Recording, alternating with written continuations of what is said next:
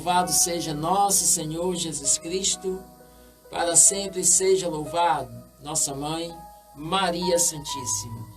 Queridos, vamos abrir nossas Bíblias hoje para mergulharmos na Palavra de Deus, pegando a liturgia diária de hoje, o Evangelho de hoje, da Santa Missa, que está no livro de Mateus, capítulo 9, versículos do 14 ao 17.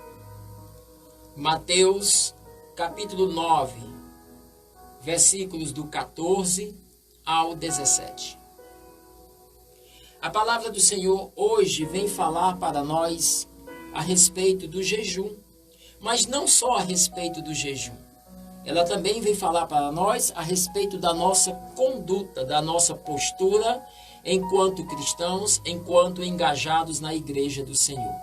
Então eu convido você a fazer essa leitura comigo. Mateus capítulo 9, versículos do 14 ao 17. Nos diz assim: Naquele tempo, os discípulos de João aproximaram-se de Jesus e perguntaram a ele: Mestre, por qual razão nós e também os fariseus praticam o jejum, mas os teus discípulos não praticam? Então Jesus lhe respondeu: Por acaso os amigos do noivo podem estar de luto enquanto o noivo está com eles? Dias virão em que o noivo será tirado do meio deles. Então, sim, nesse dia eles jejuarão. Ninguém põe remendo de pano novo em uma roupa velha, porque o remendo repuxa a roupa e o rasgão vai ficar maior ainda. Da mesma forma, também, ninguém coloca vinho novo em odres velhos, senão os odres se arrebentam, e o vinho se derrama, e os odres se perdem. Mas o vinho novo se põe em odres novos, e assim os dois vão se conservar. Palavra da salvação. Glória a vós, Senhor. Queridos amados e amadas, essa palavra de Deus, ela foi narrada aqui no Evangelho de São Lucas, dentro de um contexto onde nós encontramos aqui três grupos de pessoas, tá? Nós vemos aqui os discípulos de João Batista, nós vemos também um grupo de fariseus que também estavam ali, e nós vemos aqui os discípulos de Jesus que estavam com o Senhor. Então nós temos três grupos de pessoas e ali eles estavam discutindo. Discutindo o quê? O motivo pelo qual os discípulos de João Batista faziam jejum e os discípulos e os fariseus também faziam jejum. Porém, os discípulos de Jesus não jejuaram, né? Não estavam fazendo jejum, porque a tradição judaica mandava que eles jejuassem. Então, determinados dias, determinados períodos, dentro da cultura judaica, dentro da Torá, da lei, mandava-se que se fizesse jejum, né? E aí eles estavam exatamente discutindo por que os discípulos de Jesus não jejuavam. E Jesus então lhes diz: ora, eles estão com o noivo, tá? Então, enquanto o noivo estiver com eles, não há necessidade de fazer jejum. Haverá um dia em que o noivo já não estará mais, e aí sim eles vão fazer jejum, tá? Então, o primeiro ponto dessa passagem fala diretamente do jejum. Depois o Senhor vai fazer aqui uma apologia, né? Uma metáfora aqui com o vinho e com o remendo, que a gente vai já mergulhar e discutir também, tá? Questionar também, meditar sobre esse ponto. Mas voltando ainda à questão do jejum, né? Tem-se na cultura judaica de que Deus é o esposo da sua igreja, tá? E que as práticas religiosas, por exemplo, como o jejum, me levam a uma intimidade com este esposo, né? Então, por exemplo, quando a gente vê lá em Oséias, capítulo 1, nós vamos ver que Deus é o esposo da sua igreja, tá? Então, quando eu pratico o jejum, quando eu pratico a oração, quando eu pratico a penitência, eu estou fazendo práticas que devem me levar a uma intimidade com este esposo que é a igreja. Desculpa, que é Deus, né? Eu que sou a igreja, vou ter uma intimidade com esse esposo que é Deus, tá?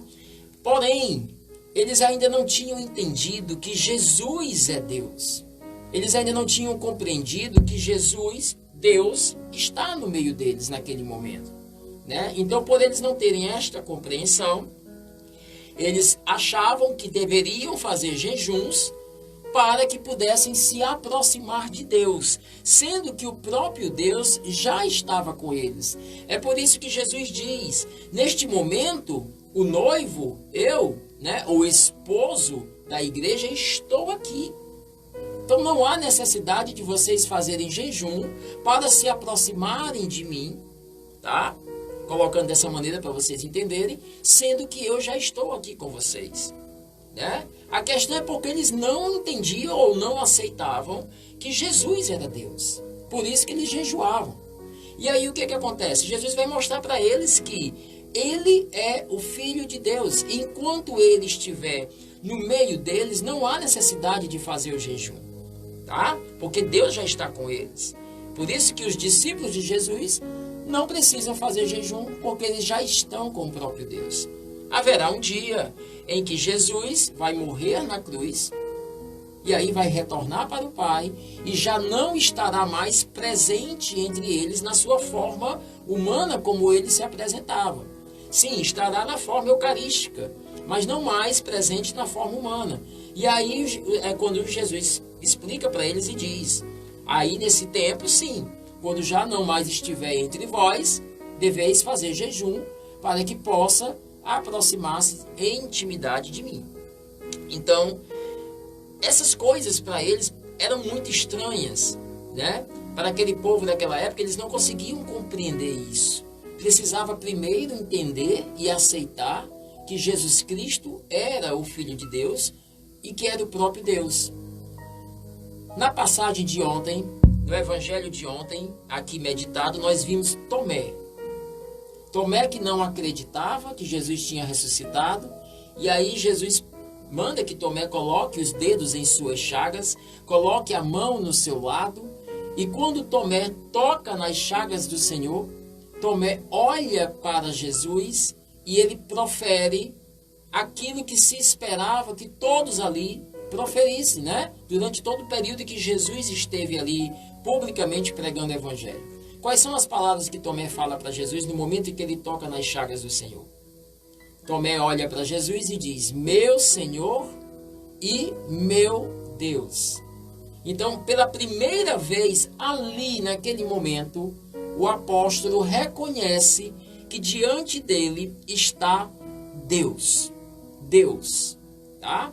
Então veja, para Tomé, que era um apóstolo, que tinha caminhado com Jesus, que tinha visto milagres, que tinha ouvido a pregação do Senhor, que convivia com ele, que passou ali aquele período inteiro convivendo com Jesus, Tomé só foi reconhecer Jesus como sendo Deus, lá depois da ressurreição.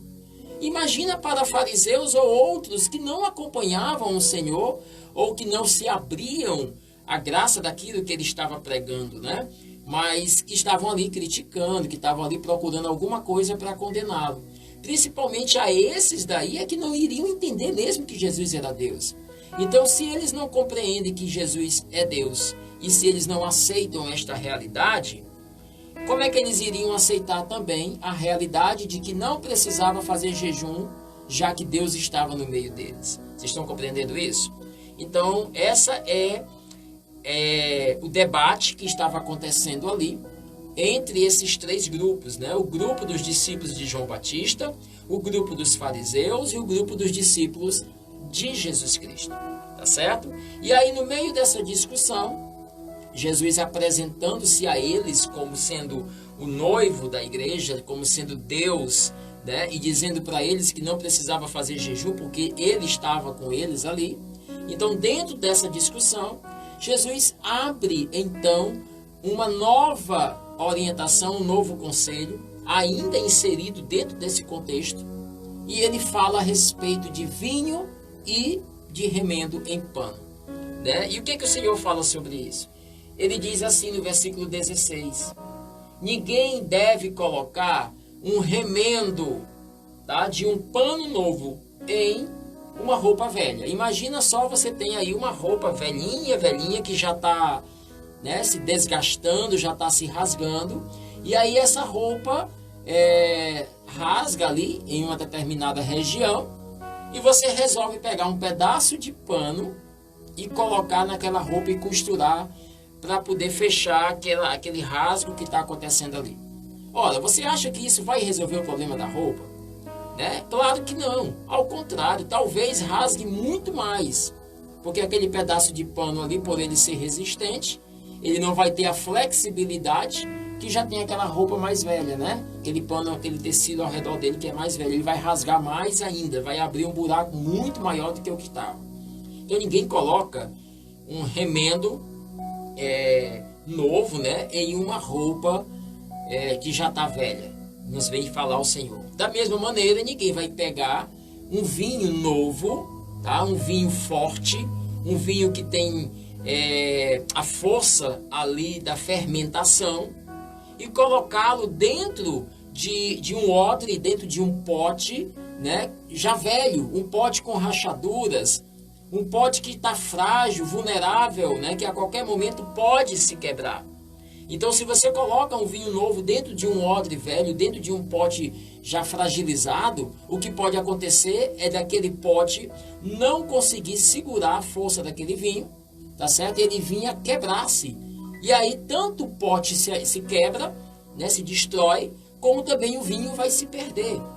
Mas antes, coloca-se vinho novo em um odre novo. Então, o Senhor vem falar aqui, vem nos trazer aqui um comparativo entre remendo novo e vinho novo. Veja que as duas coisas são a mesma coisa, é a mesma mensagem, mas com elementos diferentes. O Senhor está pegando elementos diferentes, mas é a mesma mensagem. Vinho novo, remendo novo. Tecido velho, roupa velha, odre velho, tá? São elementos parecidos, né? Trazendo a mesma mensagem. E o que o Senhor vem dizer para nós? Se vai fazer um remendo, coloca numa roupa nova. Se vai colocar vinho novo, coloca no odre novo. E, gente, isso significa o quê? Essa palavra, veja que Jesus está dirigindo ela naquele momento, naquele discurso, direcionada para dois grupos de pessoas que ali estavam. Embora que os seus discípulos também estivessem ouvindo, então para eles também essa palavra era importante. Mas, por via de fato, os três grupos que ali estavam, os discípulos de João Batista, os fariseus e os discípulos de Jesus, esses três grupos eram pessoas de caminhada. Eram pessoas que seguiam um mestre. Eram pessoas que viviam a busca da prática da escritura da palavra de Deus. Então, já eram pessoas de caminhada. Não eram pessoas que estavam à margem. Não eram pessoas que estavam distante da religião, distante da prática. Não, eram para pessoas de caminhada. Então, essa palavra, esse discurso do vinho novo, do remendo novo, é para você que é de caminhada na igreja. Para você que está engajado numa pastoral, para você que está engajado em um movimento, em um grupo de oração, em um ministério, principalmente, tá? Para você que faz alguma ação missionária na igreja, né? Você que é ministro da Eucaristia, enfim, você que está engajado no serviço, na caminhada com Deus, tá certo?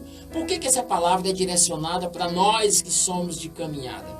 Porque o Senhor vem nos mostrar que não adianta de nada fazermos práticas religiosas se o nosso coração não estiver renovado em Deus.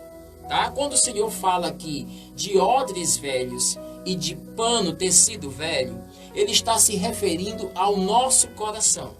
Ele está se referindo ao nosso testemunho de vida. Ele está se referindo à nossa conduta e postura de cristãos. Então o Senhor está dizendo o seguinte: não adianta querer viver, tá, uma prática. Por exemplo, agora nós vamos associar ao que ele estava falando. O Senhor estava falando sobre o quê? Sobre o jejum.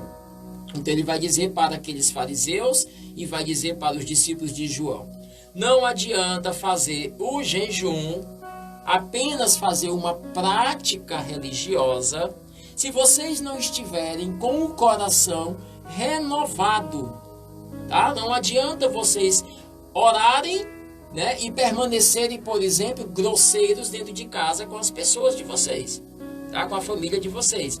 Não adianta vocês terem oração, jejum, penitência, e eu vou mais além. Não adianta vocês terem serviço missionário, serviço pastoral, trabalhar no grupo de oração, trabalhar no ministério, ir para a praça pregar a palavra de Deus, e fazer caridade lá não sei aonde, numa praça, para pessoas necessitadas, ir nos hospitais, ir para a pastoral carcerária, né? Legião de Maria, não interessa. Não importa onde você esteja servindo dentro da igreja do Senhor. O que o Senhor vem nos colocar aqui não é práticas religiosas que nos trazem a salvação. O que nos traz a salvação é a nossa postura, a nossa conduta, o nosso testemunho, a nossa vivência real e prática da palavra de Deus em nossas vidas. Tá? É disso que o Senhor está falando. Eu jejuo, né? Eu pratico o jejum, amém. Mas não adianta você viver o jejum, praticar o jejum, se você não viver o amor com as pessoas, né? Então você pratica o jejum, mas você não vive a caridade. Você é uma pessoa orgulhosa, você é uma pessoa que não vive a misericórdia com as pessoas, por exemplo. Então é disso que o Senhor está falando hoje, dentro dessa mensagem que é direcionada àqueles que são de caminhada. Então a pregação hoje é propriamente para aqueles que vivem uma caminhada de fé, para aqueles que vivem uma caminhada engajada na ação missionária, tá? E aí o Senhor vem nos dizer isso, vem nos convidar, sim, a viver as práticas religiosas. Não é que as práticas religiosas sejam ruins, ao contrário. Precisamos sim viver as práticas religiosas, todas elas, né? Inclusive, por exemplo, a Santa Missa é uma prática religiosa, é um culto onde nós vamos ali, né, estar com o Senhor e com a comunidade reunida, tá? Mas todas as coisas que nós fazemos dentro da nossa caminhada precisam estar debaixo de uma conduta de vida, de uma postura de vida iluminada, convertida e transformada pela palavra de Deus, né? Ora, imagina só, eu, por exemplo, né, eu sou o ministro da Eucaristia e eu tenho o serviço de levar Jesus Cristo às pessoas. Então eu vou levar Jesus para os enfermos, eu vou levar Jesus para aqueles que estão necessitados, eu exponho Jesus na adoração, eu entrego Jesus na comunhão, na Santa Missa. Então eu tenho um serviço missionário de levar o corpo do Senhor, de zelar pelo corpo do Senhor. E é um serviço lindo, é um serviço maravilhoso, né? É um serviço ungido, santo. Mas digamos que na minha vida, no meu dia a dia, eu sou uma pessoa fechada, eu sou uma pessoa indiferente com as pessoas dentro da minha casa, por exemplo, né? Ou eu pratico a mentira, ou eu faço fofoca, ou isso ou aquilo outro. Resumindo, queridos, eu sou desconvertido, tá? Eu não vivo aquilo que a palavra de Deus me manda viver. Ora, queridos, do que adianta eu fazer um trabalho tão lindo, um trabalho missionário tão maravilhoso, se eu não tenho uma vida nos bastidores da minha vida, se eu não tenho uma vida convertida em Deus, se eu não busco a santidade? Eu sou pregador, eu exerço o ministério de pregação aqui na comunidade Luz do Mundo, né? Eu prego a palavra de Deus para vocês aqui nesse momento. Eu prego a palavra de Deus aonde me chamam, em missões, eu viajo, vou em outros lugares, em outras cidades, prego na praça pública, enfim.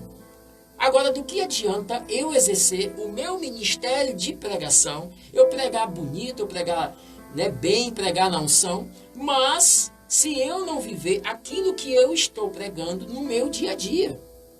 Se quando eu saio daqui, se eu falo para vocês de amor, de carinho, de paz, quando eu saio daqui dessa pregação, eu vou viver dentro da minha casa uma realidade completamente diferente daquilo que eu estou pregando.